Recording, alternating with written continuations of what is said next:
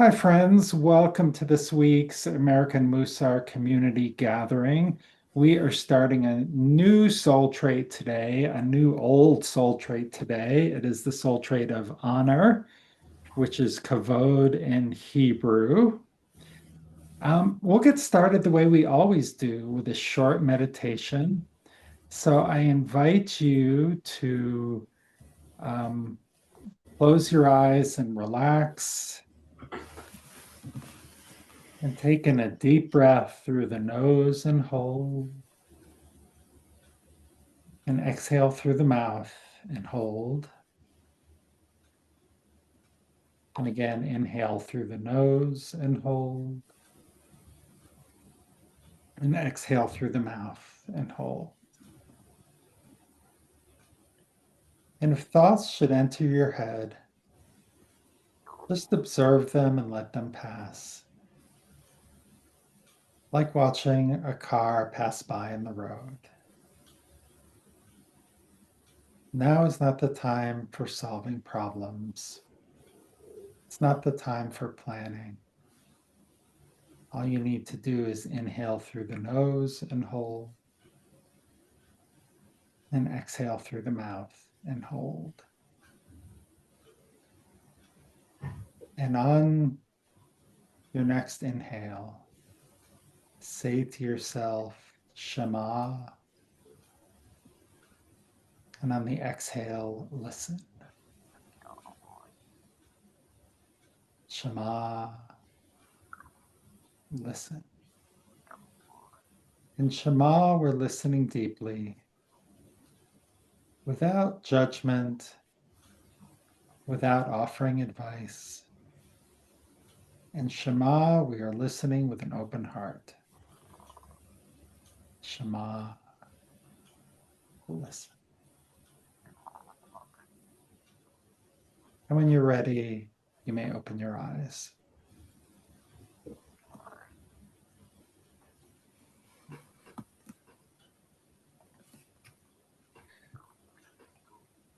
All right, friends. Well, we will get started this week focusing on this is one of the four assumptions for an American Mussar practice. Could someone please unmute and read this out loud?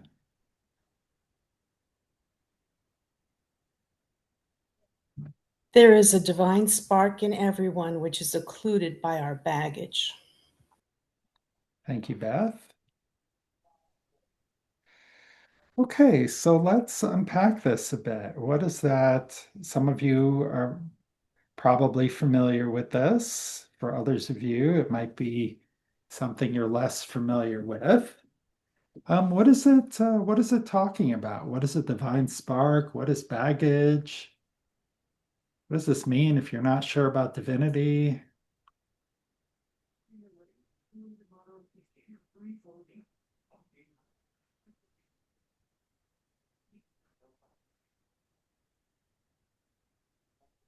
Yes, Pete. Yeah, I think of it in terms of everybody has a divine spark, and the spark is a full complement of the different Mito. Mm, love that. Thank you.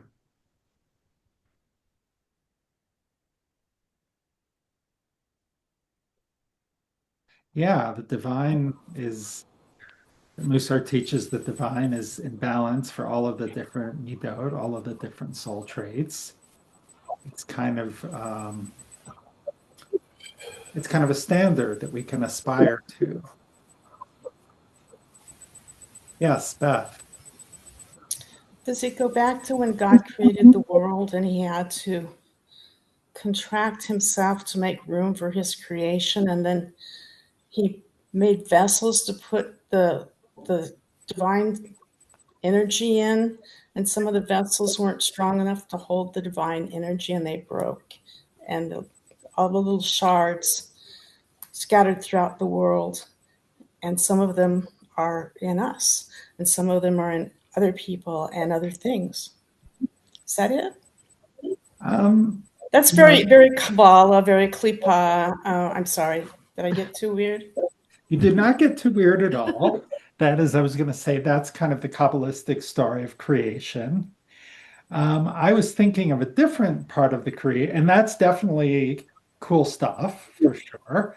I was thinking of a different part of the creation story when the divine breathed life into the first human. And that was when we all, and this idea that we were created in the divine image. So we all have this little bit of divinity in us. If you're not, if you're from more of the atheistic side of the spectrum, you can think of it as that core of goodness that every person has, um, and no one can take away. Yes, Susan. Y- You reminded me when you used the word Shema during the meditation, because when we say the Shema, the Lord is one, that always Mhm. reminds me of the divine spark in everyone. The Lord Yeah, is one, we are all one. absolutely. And yeah, that's what I think about with Kavod, right? See the oneness of us all. Yeah, yeah. Thank you so much, Susan. Yeah, a lot of it is about just recognizing the divine spark in someone else. And, we all began the world, we all came into this world as an innocent baby. But then, over the course of our life, baggage accumulates, the heartbreaks, the disappointments, those scars that can push us away from being our best self and can make it hard to see that divine spark, that divine light, either within ourselves or within other people. So one of our opportunities with Musar is to kind of move the bags around a little bit and let some more of that light shine through.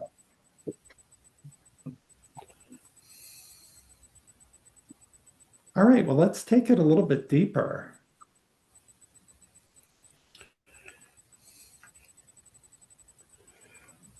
Um, Karen,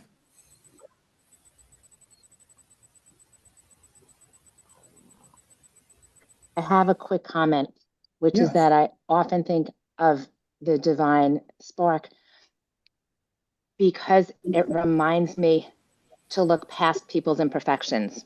Mm, And so, however I'm feeling in a relationship, meaning just day to day people, confrontations, work, whatever it is, if there's something that I'm not liking, then I mm, just need to remind myself, I can deal with that, but the divine spark is that there's more to the person than this. mm. And so I get to just step back and focus on dealing with it. So I just wanted to share that. I try to be conscious that there's always a divine spark, and that guides how I react when the situation is not ideal for me. So I thought I would share that. Thank you, Karen. I love that. And yeah, it's kind of a way of tempering impatience, judgment, other things that we all react. We've all had those people that were just like, oh my God, really? Um, one of my milder reactions, perhaps. But someone like to unmute and kind of read these two bullets, please. Honor is the ability to recognize the humanity in other people, feel empathy, and treat them with respect, dignity, and even with reverence. Both humility and honor concern how we relate to other people. Humility focuses on knowing our proper place in the world. Honor focuses on the converse, giving others their due. Thank you, Wendy.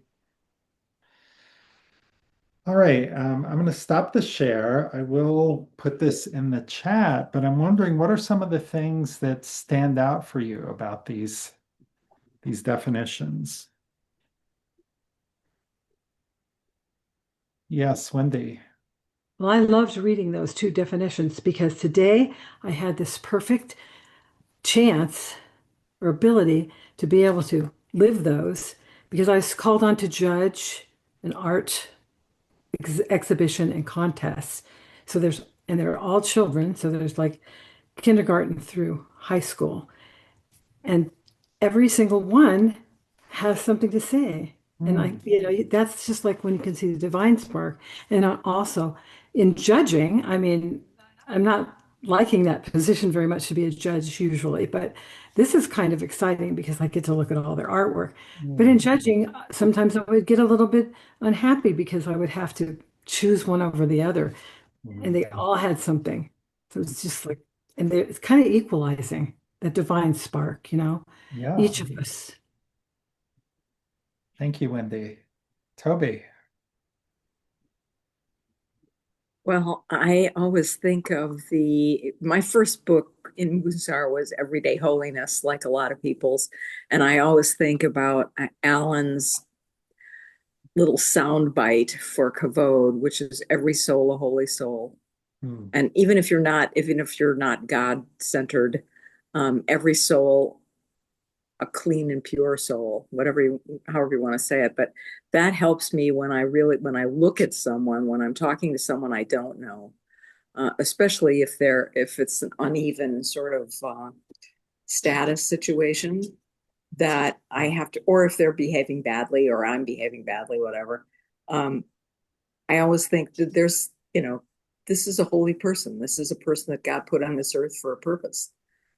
Or that is here for a purpose, whatever. And that I don't know what that purpose is, and I don't know how what's going on in their life. And I treat them with respect no matter what. So just saying. Thank you, Toby. That reminds me of another lesson that Alan teaches in his books. He doesn't say that, people don't have souls. We are souls. And so if you put the two of those together, that's a powerful combo. So we have Chaya and then Frank or Linda. I just wanted to share that it's really interesting. The last year and a half or so, maybe more, I've been working at this food shelf in one of the suburbs here of Minneapolis. It's connected also to the Jewish Family and Children's Service, but it's all people everywhere that are eligible to come. And so I have a lot of people of different colors. I have people of different religions, people from different countries. Thank goodness I learned a little Russian back in my day working at a pharmacy. But Wow. I find it such a great place to really exhibit or be who I really am, where I can connect with them, even if it's just, Kak vas Shavut, which is what's your name, but I found that I've met so many people and they're so wonderful, and it's a nice way to not have to have judgment about anybody because you get to see them as a whole body. So, yeah. Thank you, Chaya. Frank or Linda? Often when I find myself judging another person, either to myself or out loud, I remind myself that I may have done the exact same thing that I'm kvetching about. And that, I find that very helpful, humbling and helpful. Yeah. Thank you. Thank you, Linda. Wendy? Well, I was just thinking about the Ner Tamid as being either symbolic or something to have to do with the divine light. It's supposed to never go out, and it's the eternal light, and that light doesn't go out in any of us. So it's up to us to dig it, delve, and find it, I guess. Yeah, that was well said. It doesn't go out in any of us, but boy, sometimes the baggage gets pretty deep, or sometimes whatever circumstance we're dealing with, whatever setback, whatever grief, whatever it may be, it can make it seem pretty hard to reach. And sometimes we can only intellectually know it's there. But I do find that a help when I remember to look for it.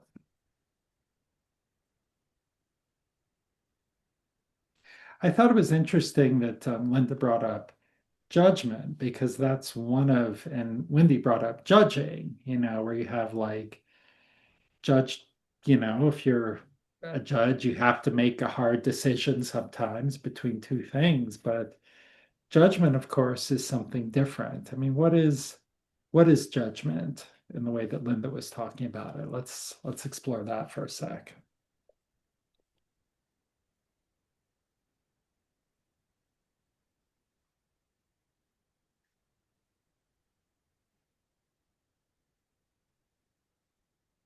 Am I the only person who's ever judged another person here? What is that?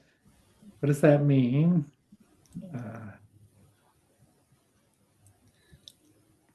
Michael. I'm a teacher, so I judge people all the time. It's the hardest part of my job. It's the one part of my job that makes me hate my job. But giving others their due,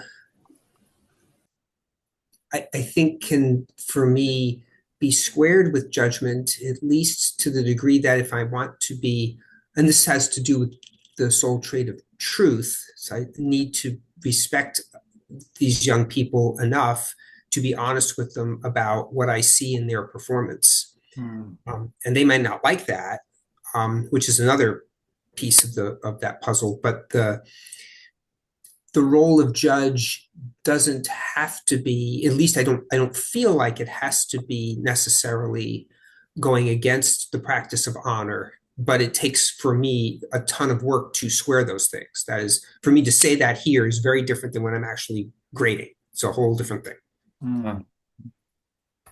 Thank you, Michael. So I have Beth, and then Liam, and then Pete. I find that I've gotten much more gracious toward people in traffic by honoring them. And I remind myself, like Linda was saying, that, oh, yeah, I've done that. I've accidentally cut somebody off, or sometimes maybe on purpose because I was in a hurry. And so I try, I've stopped grumbling in traffic. I've stopped saying things to people in cars who can't hear me anyway. But it doesn't make me happy. It doesn't make my life better by saying it. It's of course, certainly God hears it. So by honoring them, everybody, I just am much happier now because I remind myself to honor them and cut them as much slack as I cut myself. Thank you, Beth. Liam, and then Pete, and then Bonnie. I really like that, Beth. I'll be thinking about you the next time I go driving. So I think that it's a very human thing to make judgments. It's a survival mechanism in a lot of ways, of that ability to make a decision, not necessarily with knowing everything. I mean, if we see a snake, we tend to react first and think about it second. And I was, as I was listening, I was sort of thinking that perhaps the role of faith, or at least philosophy, is to help us to transcend that instinct and to keep it. I mean, it's an important thing, don't get me wrong, but it can also be much like fear or anxiety. It can be overused, and that having those things like philosophy and ethics and faith can help us to transcend us and elevate out of that as our gut impulse, and to just keep it in its proper role. Thank you, Liam. That was really well said. So, Pete. So if you could remember to unmute, please. No judgment, just, out to unmute sometimes. Judgment suggests bias to me in a negative context.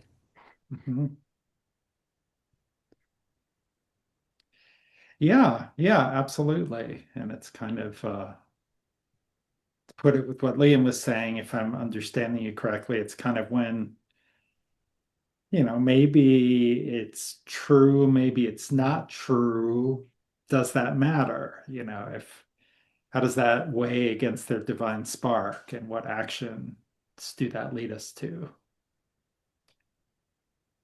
Bonnie, and then Karen, and then Harry. So there is a big difference for me between observing and judging. And really work hard that when I start to judge, I realize when I'm pointing that finger, the thumb is pointing back at me. Mm, And I need to shut my brain down. mm, Um, and I'm really, really working on it. I see Chaya is smiling. Um, I, it's just something that's hard, and I'm really working on it. And I'd rather just observe and keep my comments, which stay in my brain, just not even let them come near. So it's that finger that reminds me, could be you. mm. Yeah, thank you, Bonnie. It reminds me, I took a great class on Jewish mindfulness from the Institute of Jewish Spirituality, and they talked about sometimes you can treat your thoughts as like you can be the innkeeper, and the thought's the guest, and it comes in the inn, and then it leaves the inn, and you can just let them go through, and that's not always easy to do. Or it's like letting that car go by on the road, but we can't control what thoughts we have, but at least in theory, we could control what we say or what we do about them. And so it's a great example, Bonnie. Thank you. I think Harry was next and then Karen. Yeah. I just finished an interesting book called titled "Don't Believe Everything You Think," Hmm. and it's a great little book about our problems with thinking. It's actually one of the paths to our suffering is our thinking. Hmm. And so when you're doing judging, think about that rule. Don't believe everything you think. And that's what judging is about. It's something you're making certain assumptions. Mhm. And I also relate to another book called The Seven Habits of Highly Effective People that says seek to understand before being understood. Hmm. So that's another interesting discipline, which I guess what Mussar is trying to teach us. Mhm. Thank you, Is to, Harry. yeah. Great examples. Okay, Karen and then Wendy and then Deborah. My take is that we all judge, and those judgments are based on the societies and the cultures that we're raised in. Um, they're not necessarily bad, but I think that at least when I judge, I try to consider how that judgment might bring about positive change if, from my perspective, I think that there could be positive change. And I go back to the line about tempering judgment with mercy Hmm. because we don't know what the other circumstances are. So, yes, there are times that we need to make judgments for the betterment of a particular situation or for society based on the particular culture that we're in. But doing that with someone from a different culture, it may not be that they're doing the wrong thing. It might be doing something that they think is okay or beneficial, but from their perspective. So I think finding out a little bit more about the situation, if we have time to, helps us to make judgments that can move the world forward. Thank you, Karen. That was great. Okay, Wendy and then Deborah. And then we're going to start heading towards and then Joyce, but then I want to give us a little more time in the breakout rooms. Last week we were pretty rushed. Um, I'm just remembering the class that we had of applying Hesed to each of the traits. mhm. And I was thanking the divine for the baggage because it's that same baggage that leads us to like on a path to reality. Because when we're looking at somebody else, we've got baggage. It helps us judge others with kindness and in honor because we have baggage. We see their baggage, and so we Yeah, can relate yeah. relate that way. That seeking understanding is what Harry was talking about. Is once you see somebody else kind of through your own eyes, because you're seeing your own self through your own baggage, then you can see understanding for the other person. Thank you, Wendy. Deborah and then Joyce, and then we'll start heading to breakout groups. Um, so Karen said something I think, that I was thinking about in a slightly different way that I was thinking about it. Um, Using the word judgment the way we're using it somehow has somewhat of a negative implication because we're judging people. We shouldn't be judging people, but at the same time, using your judgment and is a really important tool in life. And if you don't use your judgment, you're going to be in great trouble. Mhm.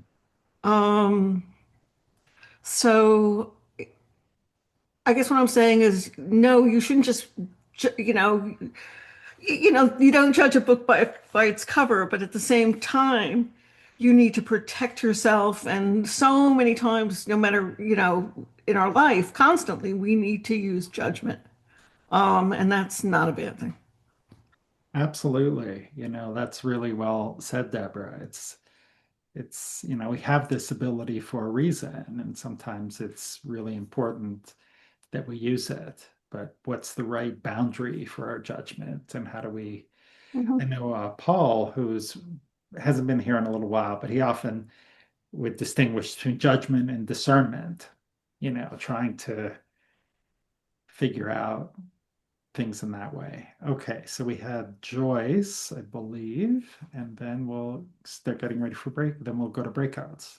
When you mentioned judging, I thought of my friend who I was just recently, not long ago, thinking of how judgmental she was, and just that she was just constantly judging people. And all of a sudden I realized that I was judging her for being judgmental. So, but the other thing is I think people are either a blessing, a lesson, or a test. And for me, that was a life lesson of how I didn't want to be. I don't want to be judgmental. So that was an encouragement to, think before I speak, or, don't look at people with judgment, especially if there's nothing I can do to help them. There's no reason to be judgmental. Yeah. Thank you, Joyce. I really like that. And one thing that brings up for me in a number of comments in this section is that, sometimes we see something and then we go to a conclusion layer about that person, you know, uh, like, oh, someone, and it's kind of like what Bonnie was talking about. Well, you make an observation, and therefore this person must be X, Y, or Z. They must be stupid. They must be ignorant. They must be a bad person. They must be a saint. They must be whatever. Because not all unhealthy judgments are bad. I mean, if you put someone on a pedestal, that's not doing anybody any favors either. So, okay, well, that was amazing. And I'm sure we could have kept going for quite a while, but I also know that we really like our breakout groups, especially when there's so many people today. It's a way of making sure that everyone's voice is heard. Before we get there, I did want to just share this idea from Rabbi Sheila Peltz Weinberg. Part of honor and kavod is trying to see people with a good eye, seeing the divine in people and getting out of the way of the relentless critic and judge. So a lot of what we talked about, I think, was kind of implicit in Rabbi Peltz Weinberg's perspective. But for the breakout groups, one of the things that Hillel taught was do not judge your fellow human until you've been in their position. And somebody brought this up, the truth. And when we were focusing on truth, we talked about seeing truth from another's perspective.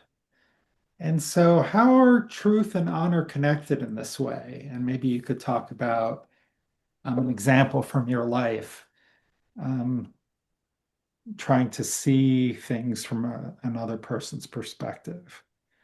Okay, so I will copy this. We'll put that in the chat.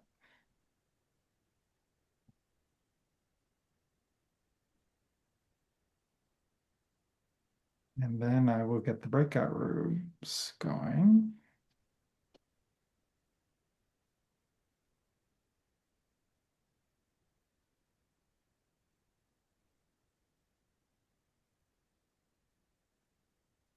Binky.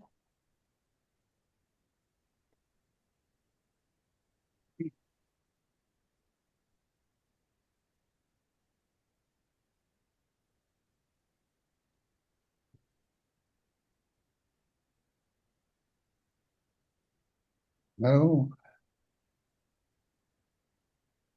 Hey, breakout rooms are open. Okay.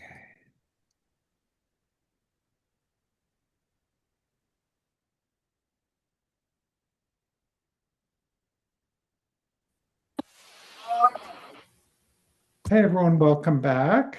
Um, Bonnie, I see you are ready to jump right in. Actually, it's not about that. I just wanted people to know I just spoke to a friend of mine who's in Israel for 5 weeks. He got there on the 28th, and the war broke out the next day. And he was calling me from Tel Aviv, and he said, the rockets are only coming at night now. The stores are not open, but people are now getting out. Hmm. And they're getting out. If they want to fly out, they can fly out through Egypt or they can fly out through Cyprus. Um, and he was telling me about the chesed opportunities he's had to literally get in there and do some things. Like a building had been blown up and they had to go in and get out the windows, and the he said the windows are like car windows, so they Oh don't yeah, so they go, yeah. right, but he had to, but that means the entire frame of the window went flying out. So I apologize for being gone, but I thought I would give an update from Israel. Thank you. Thank you, Bonnie.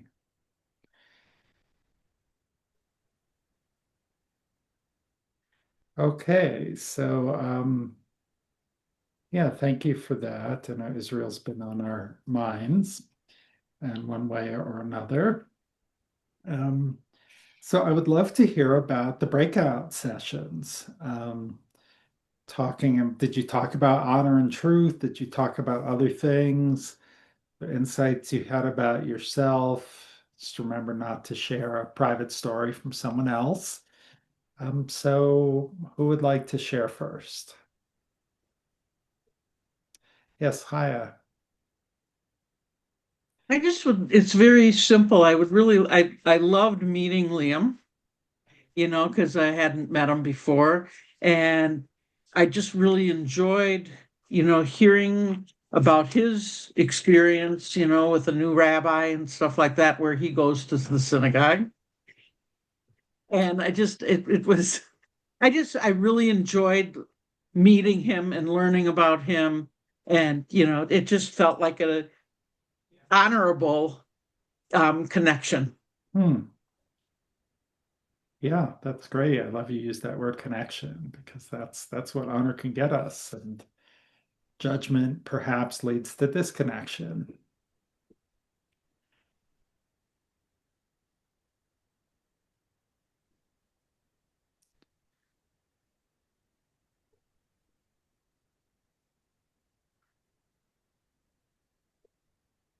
Yes, Karen, and then Frank or Linda.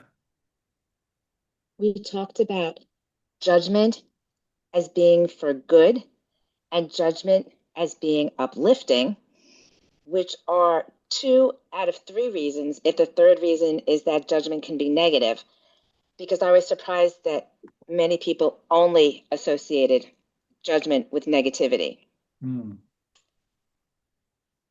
And then we talked about being in other people's shoes, and that can be really helpful, or asking questions to put us in that situation a little bit because our perspectives are so different.